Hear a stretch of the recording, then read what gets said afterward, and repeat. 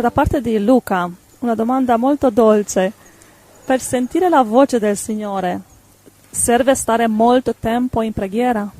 Ma Luca, Dio ti benedica, fratello, dipende se il nostro cuore è tenero, in comunione con Gesù, oppure se è indurito e lontano dal Signore.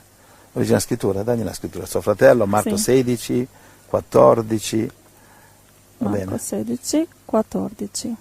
Di poi apparve agli 11 mentre erano a tavola e li rimproverò della loro incredulità e durezza di cuore, perché non avevano creduto a quelli che l'avevano veduto risuscitato. Quindi Gesù rimprovera i discepoli perché la loro incredulità proveniva dalla durezza del cuore. Qui questa scrittura mostra che l'incredulità viene dalla durezza del cuore. Cosa voglio dire? Se il nostro cuore è intenerito, è vicino al Signore, in comunione, e allora puoi pregare anche mentre cammini, mentre mangi, mentre fai qualunque cosa. Si chiama meditazione sul Signore, cosa che le meditazioni orientali, indù, trascendentali, buddiste hanno imitato, o imitano sulle cose sulla creazione invece che sul creatore. Dobbiamo meditare sul creatore, Dio, Gesù e la sua parola, va bene? Infatti io credo che il Signore non ti parla come sapevo io prima di conoscere Gesù, che devo fare al modo religioso, mettermi in ginocchio per 2 ore e poi sento la voce di Gesù, ma il Signore ti parla, come tu dici, mentre cammini, mentre tu ti connetti con Lui, anche se sei in una scuola o al lavoro, fai una connessione con Gesù, un contatto con Gesù, e Lui ti parla attraverso di una cosa che succede intorno a te, o attraverso la natura, o attraverso una persona che ti dice qualcosa. Non si rende conto la persona, però è Gesù che ti parla. Il tuo cuore è toccato e tu senti, questo viene da Dio. Non è tu che parli, è da Dio. E senti la presenza del Signore. Può essere qualsiasi cosa, se tu sei attento, il Signore ti parla sempre. Amen. Guarda, io non prego mai come fanno i religiosi, cioè non mi metto mai in ginocchio se non ne sento il desiderio. Ah, ok.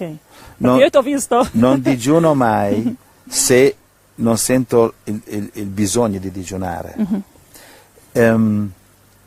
A volte Gesù mi sta parlando e mica vado a mangiare colazione, aspetto che Gesù è finito, a volte può andare avanti per 5 ore. Sì. E mi parla mentre passeggio sotto gli alberi, mentre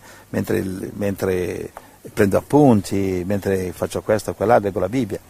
Ma non ho regole ogni giorno, ogni settimana, mezz'ora, 1 ora, questo è robotico, questo sono i pappagalli.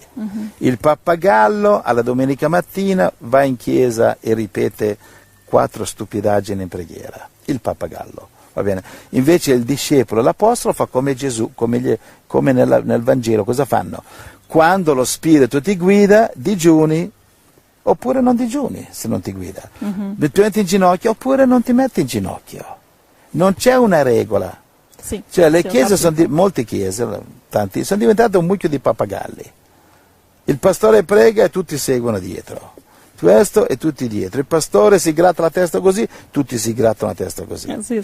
Invece Gesù lo vediamo diverso, era libero.